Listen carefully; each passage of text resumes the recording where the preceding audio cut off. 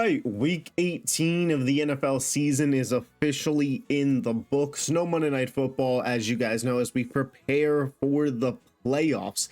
Today's podcast, episode, video, whatever you want to call it, may end up being a little lengthier just because we're kind of closing the book on a lot of these teams, at least until post Super Bowl. I'm going to talk a lot more about the teams that are out of the playoffs than in the playoffs in this video. So if you want to see about playoff teams, tomorrow I'm dropping a tier list ranking every team in the playoffs, as well as Thursday, my official wildcard prediction. So make sure you're subbed to the channel for that. But today's video is going to focus a lot more on the teams whose book has been closed for the 2024-2025 NFL season. It's going to be a little all over the place. I do ask, if you love the NFL, check out the rest of the channel. You like what you see, hit that subscribe button, hit the like button. Let's hop in to today's video.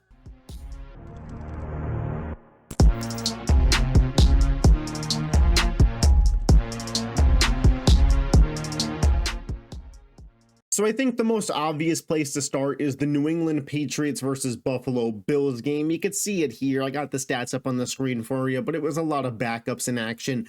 The New England Patriots, they won this game. Jerod Mayo pulls a Lovie Smith on his way out. This guy says, you know what? Fuck that #1 pick for this team. I'm winning this game. And Jerod Mayo goes out there, gets the win, and gets fired right after. And I tweeted this out, and I stand by these thoughts. I am very surprised that the New England Patriots made this decision. And don't hear what I'm not saying. I'm not saying it was a bad decision. In fact, I think it'll turn out to be a good one because I do believe the Patriots have become the front runner for Mike Vrabel. He's in their ring of honor. Him and Kraft have a good relationship. And I think that, you know, Vrabel getting those interviews with the Jets and another team, it was kind of like, hey, you know, you got to come get me, Kraft, because I am the hottest commodity in coaching right now. And I want to coach your team. I love Drake May. I love some of the pieces you got there, but you got to come get me. And Robert Kraft said, no problem. We'll fire Jerod Mayo as soon as the game's over. And that's what happened.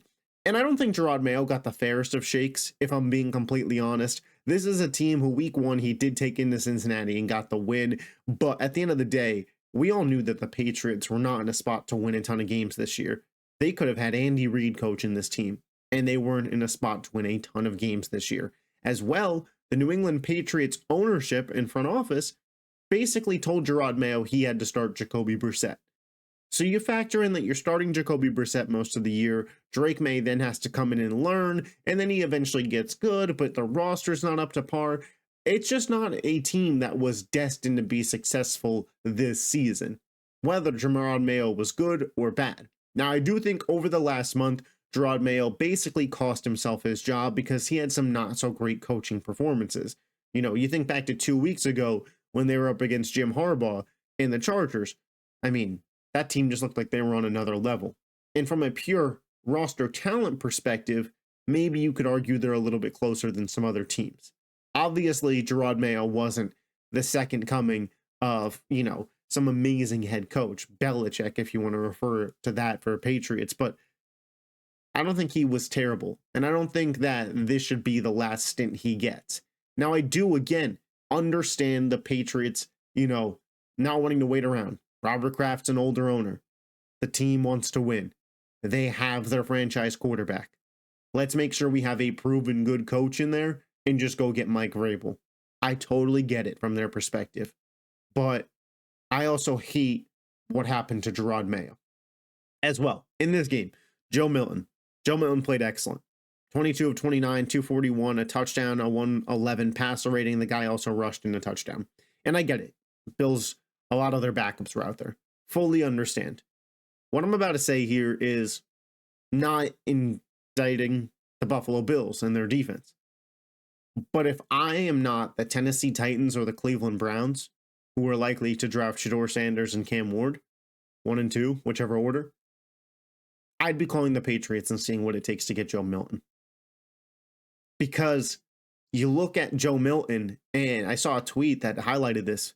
The guy plays like what Anthony Richardson is supposed to be.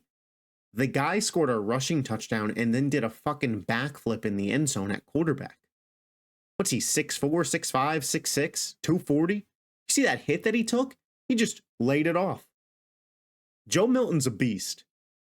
Real nice arm, He had a passing touchdown that was called back for holding, but the scrambling ability he showed on the play, the zip on the ball, I'm sitting here watching this guy thinking, there's a lot of teams that are going to be able to use a quarterback.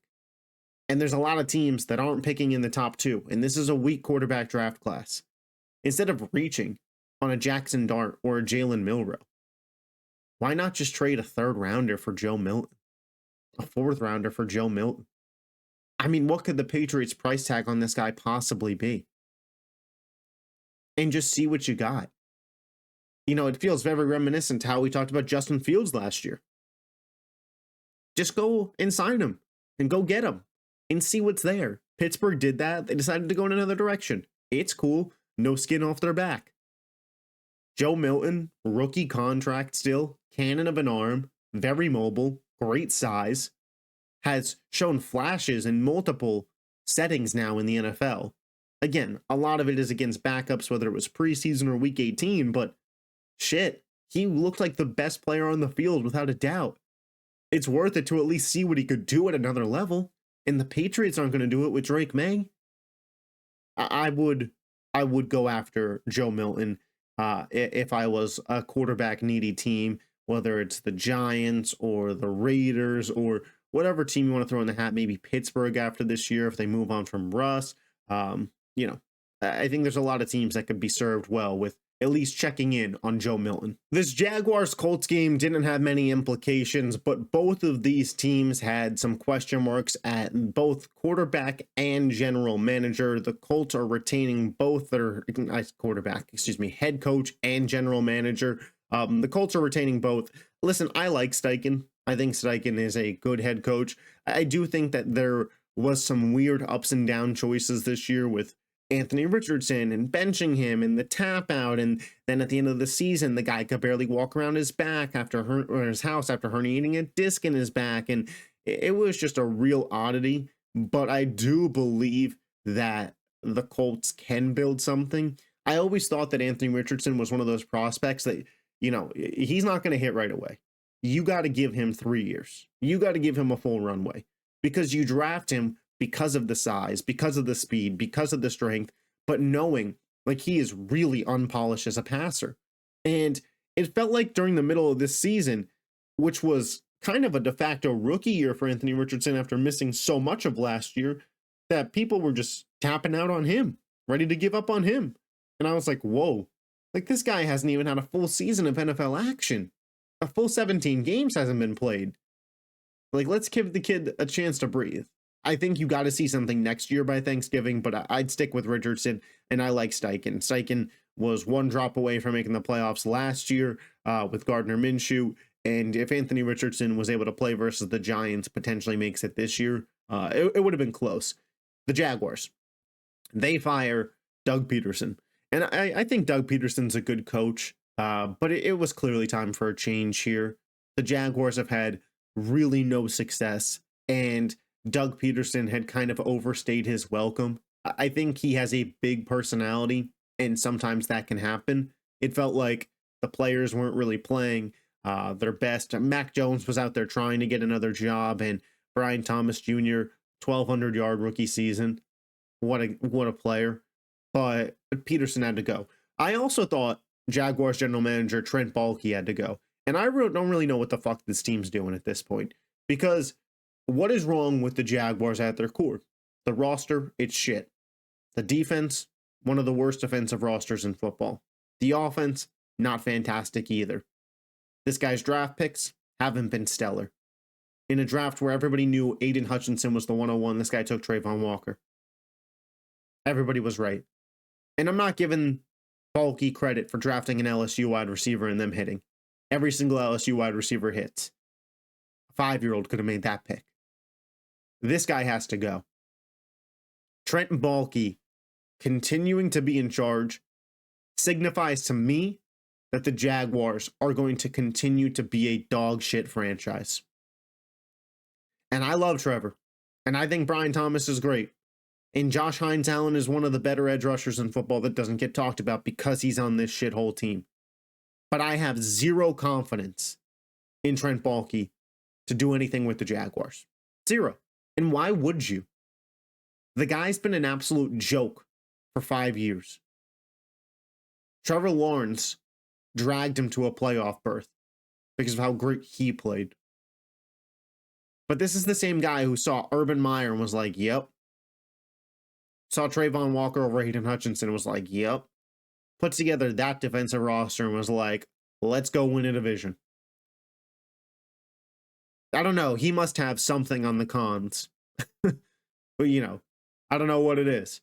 You saw all those FS1 reports. Maybe it's something like that. Maybe Baalke knows something he's not supposed to know, but the Jaguars keeping him is just an inexcusable thing to their fan base. The Eagles win 14 games again since 2000, the only head coaches to win 14 games in a season more than one time are Andy Reid, Bill Belichick, and Nick Sirianni. Do with that information what you want. I'm just spitting facts there, but aside from that, the Eagles didn't really have any starters play. However, Dallas Goedert did come back off of IR. He's healthy for the team, could be impactful for the playoffs for sure. I want to focus on the New York Giants. The New York Giants now have the third pick in the NFL draft. They have decided to keep Brian Daboll, which, as many of you know, I think is a good choice. Giants fans may get some pushback here on me, but I think Daboll is a good coach. And I'm glad that the team kept him for their sake because I think the guy's a winner. The guy took Daniel Jones to a 9-8 season, got peak play out of him, and even won a playoff game. You give that guy a real team, I think he can make some noise. With the third pick in a quarterback weak draft class, I'm just not sure that happens next year. Again, if I'm the Giants, I'm making moves that I can make this offseason, trying to get a quarterback. Joe Milton, I don't know if he's the answer, but I'd at least give it a call.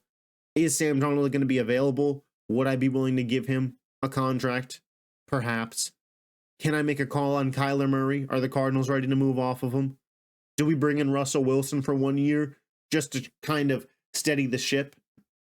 Do we tank again and try and get Arch Manning? I don't know. There's a lot that would go through my mind there. But I do think Daboll, right choice. Joe Schoen, not sure how he kept his job, honestly, after the whole Hard Knocks thing with the owner Mara and Saquon Barkley, and I thought he was cooked, but maybe this guy's got something on Mara, because Joe Schoen retains his job after literally doing the one thing his owner said that he would not want to happen, and then following that up with a 3-14 season. If that doesn't get you fired, I don't know what would. Malik Neighbors, the guy's an absolute stud. 5 for 64 and a touchdown in this game. Broke the all-time New York Giants receptions record. Not rookie record, the all-time New York Giants receptions record. And that is with Drew Lock, Tim Boyle, and Daniel fucking Jones throwing him passes this year. If you have any doubt that Malik Neighbors is a star, I don't know what to tell you. A little bit of playoff picture stuff now. The Washington Commanders did come back to beat the Dallas Cowboys in Dallas 23-19. Jaden Daniels sits at halftime and Marcus Mariota leads this team to the victory. I wonder if Mariota in this game, 3 touchdowns, 15 of 18 passing, a 141 passer rating against a Cowboys defense that's trying. Did this guy earn himself another look? Again, I mentioned this quarterback draft class isn't very strong, and I think there's going to be a lot of teams that may be looking for cheaper one-year deal options, a la what the Vikings did with Sam Darnold last year. Could Marcus Mariota work himself into a job with the Raiders or the Giants, or hell, if the Titans or Browns don't love what they are seeing out of Cam Ward or Shedeur Sanders and want to go Travis Hunter, could he be the quarterback of one of their teams? Mariota back to the Titans would be a fun little story. I'm just spitballing here, but Mariota may have earned himself something there. But more importantly, the Commanders did secure the 6th seed. They'll be traveling to Tampa Sunday Night Football on NBC. Again, we'll preview that game when we preview that game later in the week. For the Cowboys, they let Trey Lance play to see what he is. He was okay. I don't think he was anything amazing. He was fine. He had a couple missed throws, but you expect that from a guy who, 1, was unpolished coming into the NFL, and 2, never got a real shot. Shanahan didn't like what he saw and kind of shipped him out of there for Brock Purdy, and the rest is history there. For Dallas, the questions are, is this team going to bring back Mike McCarthy? The answer, I don't know. I wouldn't be mad at them if they did. Jerry Jones is old, and you figure if Dak, Micah, and Ceedee are healthy all year, McCarthy gets this team back to the playoffs. But is there just a ceiling on McCarthy. You know, 2 years ago at this point, when they were the 2 seed and the Packers whooped their ass, we said anything other than a conference championship and McCarthy would get fired. Somehow the guy missed the playoffs, but we're talking about what a great job he did. When you take a step back and look at that, if you're Jerry Jones, does that cause a switch up? The Chicago Bears finished out the season strong, defeating the Green Bay Packers 24-22. Jordan Love has a bit of an injury scare in this game, and Malik Willis then comes in, but I didn't think Malik Willis played bad at all. For the Bears, I'm sure this is a nice feeling. Get out at the end of the season with a win. Very similar situation to last time when you played the Packers, a field goal to win the game. This time you make it. The Bears, they could argue in their minds that they really should have been 2-0 against the Packers this year. Caleb Williams finished the year fairly strong statistically, something to be happy about. They're interviewing Ben Johnson, Aaron Glenn, some other people. The important thing for the Bears is who they end up hiring, and we have a lot of time to talk about that. The coaching cycle will begin here shortly, and we'll see what progresses further, who has past initial meetings with this team. But the Bears are an attractive job, right? Rookie quarterback with a lot of potential, a good roster. I think Ryan Poles is a good GM, a top 10 draft pick again. So the Bears should draw some interest. For Green Bay, Jordan Love, from my understanding, this injury shouldn't keep him out of the Eagles playoff game. However, Christian Watson, non-contact injury out on a cart. My guess is we don't see this guy in Philly. Could be an uphill battle for Green Bay. Losing this game, even if they had won, since Washington won, they would have been locked into the 7th seed, but something feels a little bit off in Green Bay. The Houston Texans go in and take on the Tennessee Oilers. The Titans wearing those Oilers unis against the Texans, who it's like kind of a battle of Houston, they're the Oilers, but the Tennessee Titans were the Houston Oilers, and it's this whole ordeal.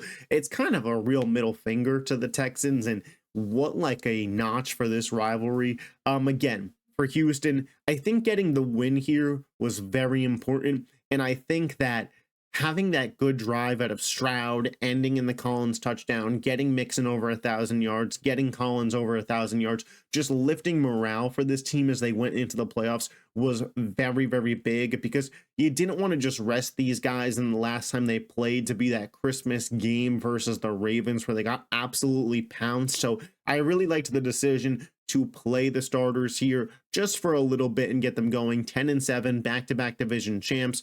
Good for the Texans. For the Titans, man, they secured themselves the #1 pick. And coming into the year, what did we all say? The Titans have a decent roster. Pollard, Spears, Ridley. There was guys that we liked on the defense. Tavondre Sweat, the draft pick. Jeffrey Simmons, L'Jarius Sneed. We liked Callahan as a head coaching prospect, but it was all going to come down to Will Levis. If Will Levis is good, this team will be good. If Will Levis stinks, this team will stink. Will Levis fucking stinks. And the team was 3-14. They have the #1 pick. I've heard rumors that they love Cam Ward. And honestly, I am Cam Ward over Shedeur Sanders in this draft class. I know we haven't talked about it a ton, but I would love Cam Ward to the Titans. And I think that Cam Ward could have a Jaden Daniels effect on this team, where they are instantly the team competing with Houston for the division title. So shout out to the Titans for losing this game and securing that #1 overall pick, because the Patriots decided they wanted to go win a game. Again, Jerod Mayo may have just pulled a Lovie Smith. And the biggest benefactor of that might be the Browns. Some more NFC playoff implications. The Buccaneers defeated the Saints 27-19. Baker was okay in this game. The Buccaneers really worried me, but they came back, closed it out. Bucky Irving, another really solid day. Baker on the ground, a big day. McMillan really starting to step into that wide receiver 2 role. And Mike Evans reaches 1,000 yards for the 11th straight season. He now only trails Jerry Rice, who had 14 straight 1,000-yard seasons. Mike Evans is going to be a Hall of Famer. The Buccaneers did, what's the word? They were a little greasy out there to get that 1,000 yards for Mike Evans, but he also missed some time this season, so I do respect it. For New Orleans, again, this is one of those teams who needs a quarterback desperately, but doesn't have a high enough pick that I think should check in on Joe Milton. This is a team who should weigh their other options. Can they be a team that goes and potentially pays Sam Darnold?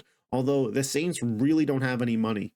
So maybe they go out and it's Milrow or Dart that ends up here, but Derek Carr, not the answer. Rizzi, in my opinion, a head coach, not the answer. The Saints are a mess, but Tampa Bay is headed to the playoffs. The Carolina Panthers pop out and show out 44-38. They beat the Falcons in overtime. What a game this was.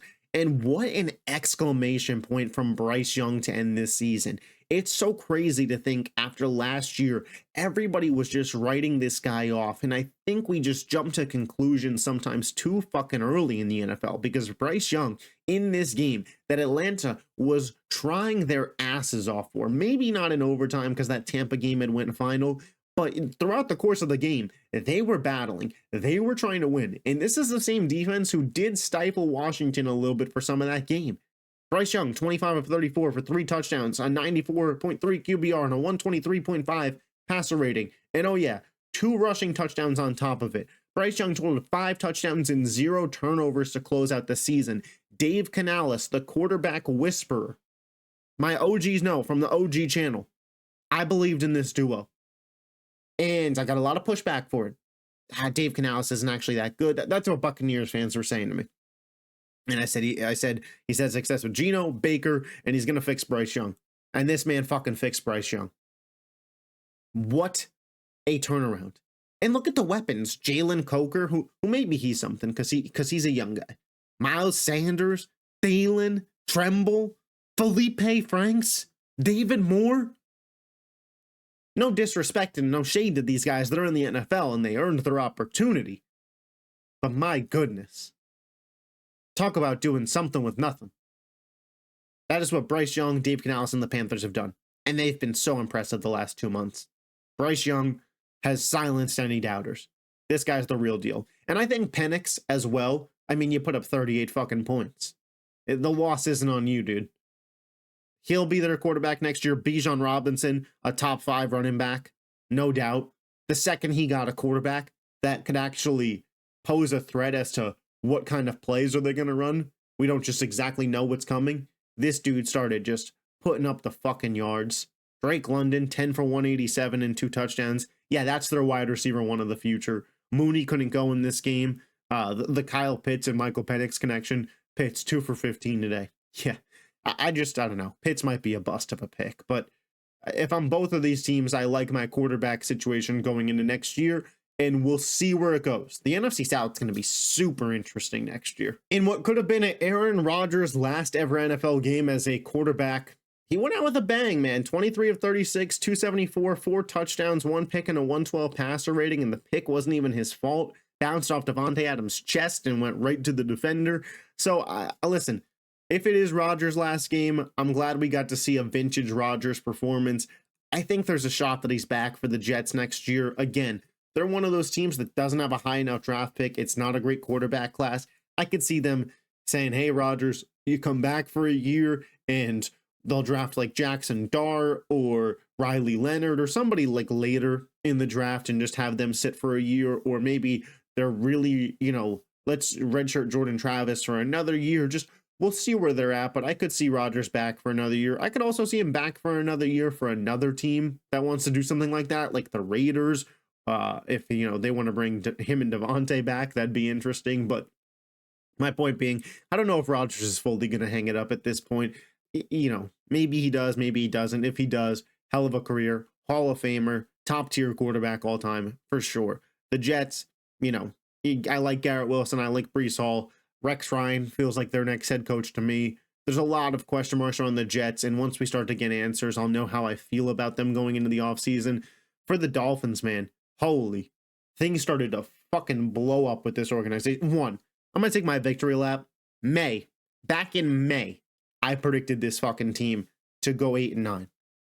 I'll put the receipts up on the screen because I know some of y'all won't believe me. Flaming hot takes. I called it. The DM was sent back in May. The proof is in the fucking pudding. And this is what I knew about the Dolphins. 1, Tua is an injury risk, and even when he plays, he's not that great. Check down Tua. That's who he was this year. Mike McDaniel, I don't know if I believe in him as a head coach. Devon Achane's a stud. Tyreek Hill, after the game, I'm out. He basically said he's done. Posted a little tweet farewell message to Dolphins fans. What? Tyreek, bro. You told us how many times that Tua was better than Patrick Mahomes. You missed the playoffs for the first time in your career. And you're like, I'm out. I can't win here. That's crazy work. Now, I suggested earlier this year that the Dolphins should have traded Tyreek Hill at the deadline. Called it. Told you. I get it. I get it. Tyreek Hill is a premier player. But the Dolphins can't win games. The roster's not good enough. I mean, they made the mistake of paying Tua Tagovailoa $55 million a year. That's going to eat at them for the length of that contract, and they're cooked for the whole length of it, if we're being completely honest. As long as Tua is that quarterback making that amount of money, cooked. They might make the playoffs. They might even sneak out a fucking playoff win. But they ain't competing for no Super Bowls. So Tyreek Hill, he wants out. Hilarious. Comical, by the way. Then, Jalen Ramsey posts some long, weird goodbye, maybe, post on his Instagram story. The Dolphins are about to fall the fuck apart this offseason. And maybe it's the best thing for them. Maybe it's the best thing to clean house, get some additional draft picks, and try and get a younger roster and build something better. But man, Mike McDaniel's going to have to do some work if he wants Tua to be a Super Bowl winning quarterback. I think Tyreek Hill is starting to realize that. I think Jalen Ramsey's realizing that. And those guys are like, we're out. We want out. They're a mess. But they're a mess that I called. So in some ways, I'm kind of happy about it. Maybe that makes me an asshole. I don't know. Let me know. Not too much to say about this game, but the Denver Broncos did absolutely beat the shit out of the Chiefs backups, 38-0. The Broncos secure themselves a playoff spot. Bo Nix only 3 incomplete passes all day against the Chiefs backups on defense. Listen, I'll give Bo Nix his flowers. He played absolutely fucking outstanding in a game that the team needed to win. You know, on the ground, through the air. Cortland Sutton was really good. This was a very dominant Broncos performance to secure their playoff spot after a couple of weeks of like, holy shit, are they going to miss the playoffs? You know, there was like, are the Dolphins going to get in? And that's who the Bills would have wanted, by the way. If the Bills could have picked which of those 3 teams got in, the Dolphins would have been their first choice. I still think the Broncos would have been their second rather than facing a hot Cincinnati team who's won 5 straight and the defense is playing a little bit better. And Joe Burrow, of course, is that fucking dude. But Denver's not a joke either. Great defense, great coaching, a quarterback that's very coachable and has played very well this year. It should be an interesting setup. The Chiefs, did I bet them plus 10.5? I did. Did I bet Carson Wentz over 250 passing yards? I did. Did they cost me some units? They did. The Chargers finished the season 11-6 and now are locked into the 5th wildcard spot. This is for sure where they wanted to be, right? You want to play Houston or you want to play Baltimore? Felt like a pretty easy question at this point. And shout out to Jim Harbaugh and Justin Herbert and just this Chargers organization for the turnaround. 5-win team last year. You could have called them the laughingstock of the league. And I think some people would agree with you. They flip that, more than double their wins. And probably, they're favored to win against Houston. So not only is Jim Harbaugh going to come in and more than double the team's wins from the previous season, but he might go win a fucking playoff game. QJ, 13 for 186. Like, what a performance in this one. McConkey, 5 for 95. Great rookie pick for them. The Chargers, they're going in the playoffs. They look good. The Vegas Raiders, again, they're one of those teams that's in a spot where it's like, they don't have a high enough draft pick where they're going to get one of the top tier quarterbacks. They'd have to trade up to do it, but they have a need at the position. Joe Milton, Sam Darnold, Aaron Rodgers. I understand that Vegas fans wouldn't be happy with Rodgers, but Rodgers for 1 year, to me, that could be better for them than Darnold for a big extension. I'm just saying, it could be. Brock Bowers sets the all-time receiving record in terms of receptions for a fucking tight end, and the rookie record, or the rookie reception record. Like, what a guy. What a beast. Bowers is easily one of their better draft picks in a long time, and Jacoby Myers will be a good piece for this team for the future too, but they got to figure out what they're doing at head coach. Is Antonio Pierce being kept or not? Maybe that news is out by the time you're seeing this, but, Raiders got some work to do. In what I thought was a really interesting move with playoff seeding on the line, the Rams and McVay and Stafford opted for rest and were like, we're going to host the playoff game either way. we will take on the loser of Lions Vikings. Will that pay off now that they're facing the Vikings, who they beat already in the season? To be determined. But they basically said, Tampa Bay, you have the 3 seed. We don't need it. And they had a shot to win this game, but they weren't actively trying with Jimmy G at quarterback. So we'll see if that bites them.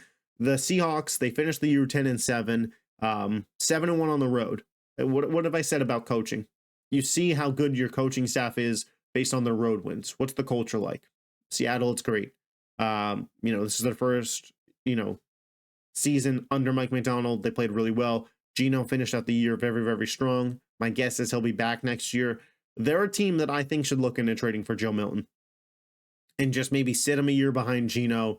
I think Geno's going in the last year of his deal, and then maybe go to Milton moving forward. Because with Mike McDonald, with the talent that this team has on both sides of the ball, the way that Geno plays, they're never going to be in a spot to draft Cam Ward, Shedeur Sanders, or next year Drew Aller, Archman. Like, it's just not going to happen. But I do believe that Geno does put a bit of a ceiling on what the Seahawks could do. If the goal is to win a Super Bowl, I just don't think you're getting there with Geno Smith. But I love the direction Seattle's headed. And to close it out, man, the Cardinals finished the season on fire. Kyler Murray has a really, really good game in this one. Marvin Harrison Jr., Trey McBride, Kyler Murray, James Conner. That's kind of your offensive group for next year. I thought the Cardinals impressed this year. For a very young defensive roster, they played pretty well. The Cardinals have a ton of cap space. They have decent draft picks going into this offseason and finished the year 8-9, 6-3 at home. I do think that the Cardinals are getting a bad rap because they started the year 6-3 and had the ability to win this division. But if I just told you at the start of the year the Cardinals were going to be 8-9, you would have been like, that's a pretty good season for them. And I do think that all in all, it was a pretty good season for the Cardinals. There's some things to work on. I think Kyler should be taking his role more seriously, but I do also believe that, hey, like, this was a good year for the Cardinals as a whole. For the 49ers, disaster of a year, 6-11, and some real questions going into next year. Are you going to extend Brock Purdy before the season? I wouldn't. Is Christian McCaffrey and Deebo Samuel going to be back, and in what role? They'll probably be back, but how much can you count on them? What's the deal with the defense? The 49ers, was this just a Super Bowl hangover, injury-riddled year, and next year they're back? Or has the NFC West caught up with them and in some cases passed them? We'll see. I don't know. I truthfully don't know the answer to that. This isn't me saying one way or the other, but this could very well have been a turning point year for the San Francisco 49ers. Now, those are all my thoughts on Week 18. We're running a little bit over a half hour here, so kind of a longer video for the channel. I just wanted to be sure that I got enough closing thoughts on all these teams. Tomorrow, again, the tier list video. I will be tier ranking every playoff team. So the non-playoff teams, you won't be in the video. Sorry. Thursday, my official predictions. Let me know in the comment section. Do you guys want a full bracket? Or do you want specifically wild card games? I'm thinking what I'm going to do is really focus in on the wild card games and then just kind of quickly zoom through what a potential bracket would look like just to see if I get it right. So that's what I'm going to do as well. Anybody that's made it this far in the video, appreciate your support. Hit the like button. Do you guys want game specific reactions? So what I mean by that is Saturday. Do you want me to come up here right after Texans Chargers and then again later right after Steelers Ravens? Or do you want both games talked about right after Steelers Ravens? You get what I'm saying there? I'm going to put a poll up about it too. And I'll talk about it in the tier list video tomorrow because I know that those get just a fuck ton of views, and playoff time, people will be tuning into the channel. I appreciate your guys' support as always. Catch you next time. Peace.